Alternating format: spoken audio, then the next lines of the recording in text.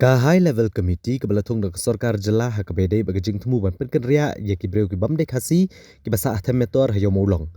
Ha ka arpu pratrek unai lur klalit ban Aiti ka Kaiphod chow menteri rangba aga jelah Konrad Kongkal sangma bat ka high level committee ha po aga jing ilam uba PRESTONE TYNSONG ku chairman rengkat ke jing don lang ki menteri Sorkar kum kidkhot kila Aiti ka Kaiphod rengkat bagi jing ai jing mut ka Sorkar jelah ha kabede bagi athem Metor.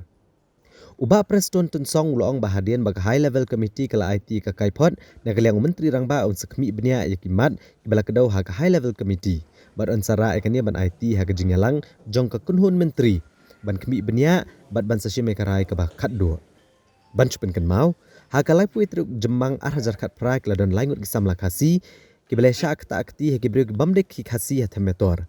Bat nang ni kelami keje kenat ke bejurba haduk ke santrik ujeliau ha ke bagi bor peniat distrik ilhab ban penjari deka curfew.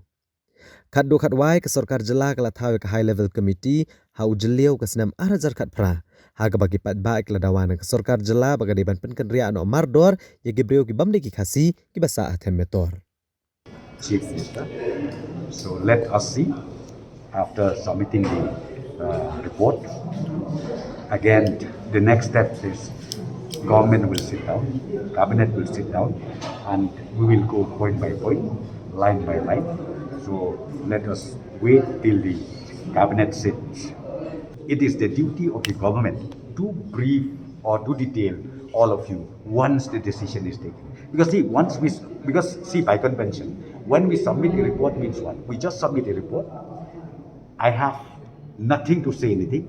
Then government will take detailed discussion on this, and ultimately when they take a decision, they will brief the press, and then we will come out in a proper manner how to inform the citizens of this state. We have already submitted the report, so now it is up to the government.